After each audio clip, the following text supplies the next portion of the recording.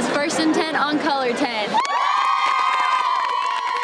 This is First and 10 on Color 10 Sports.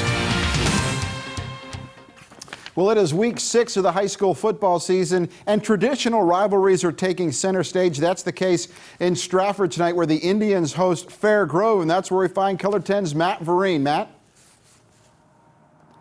Yeah, Dan, first and foremost, be sure to tell Jamie thank you, because those fall, crisp, cold football temperatures finally arrived tonight in perfect time for homecoming night at Stratford, plus a rivalry element as Fair Grove came to town, and Stratford eyeing a revenge opportunity after losing twice last year. This time Stratford getting to host the rivalry, but what was a top-notch battle last year was a slop fest tonight. Started clean, Fair Grove senior Garrett Cross takes the handoff in some traffic, but keeps the feet moving and shoots down the sideline from one 20-yard line to the other before he's finally wrestled down on a 60-yard run.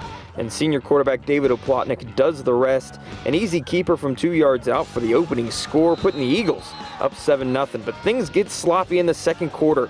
Here's Stratford still down 7, fumbles the exchange. Fairgrove's Caden Barnes falls on it for the Eagles. But on the very next play, Oplotnik at quarterback, launching downfield. He's picked off by Stratford's Cody Stacy, but we were not done there. 3 more second quarter turnovers, 2 by Fair Grove, but also this tip drill pick by the Eagles' Bryce Thornton, totaling 5 turnovers in the second quarter, but that last one finally sets us up for more offense. So Plotnik working the pocket and picks out fellow senior Dominic Hoskins, ruled down at the 1-yard line, but take another look, definitely got both feet in. No review here in high school though, and in the end it didn't matter. Next play, Oplotnik reaches across. Eagles take a 14-0 lead in the halftime while the Indians fail to even reach midfield.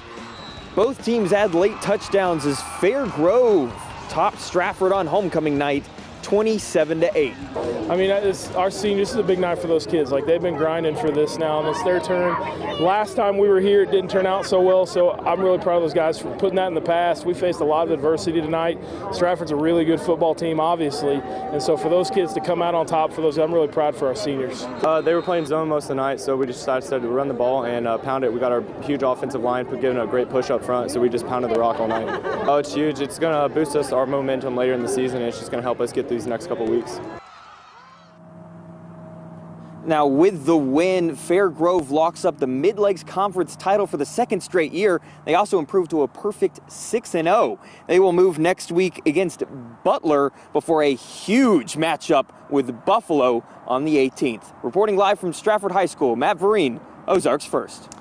Thanks, Matt. In Lebanon tonight, 2 top 10 Class 4 teams met another rivalry game. The 4-1 8th-ranked Yellow Jackets hosting 5-0 3rd-ranked Camdenton, and this was a hard-fought game, as you would expect. 4th and 5 from the Laker 15. Lebanon's Isaac Ledbetter would turn the corner, but he just can't get enough for the first down, and that drive would stall. Second quarter, the Jackets threatening again, but the Lakers defense would step up. Cooper Ezard with the sack, and that drive would stall. Camdenton would get a drive going later in the second quarter. Paxton De Laurent on the keeper. Nice stiff arm right here, and that would get him into a 1st and 10, and that would set up this play. De Laurent scrambling, in trouble, spinning, finds Ezard in the back of the end zone. That's a 3-yard touchdown. That makes it 7-0 Lakers, and the Lakers go to 6-0 with a big-time shutout, 28-0 over Lebanon. The Bolivar Liberators also unbeaten in Class 4, 5-0, facing Union tonight. At home, this was all Liberators. Bolivar's Hayden Burks would hit Hunter Berry on this 10-yard touchdown pass. That makes it 7-0 Liberators. Then some Bolivar shenanigans. How about this? The direct snap to Ethan Dinwiddie, and then he pitches to Berry on the reverse. Berry pulls up and throws to the quarterback, Burks. That's a 4-yard touchdown. That makes it 14-0 Liberators. And then how about something on the ground? Traditional. Handoff to Dinwiddie. Takes it right up the middle of the field, untouched and to the house. 76-yard touchdown Gallup.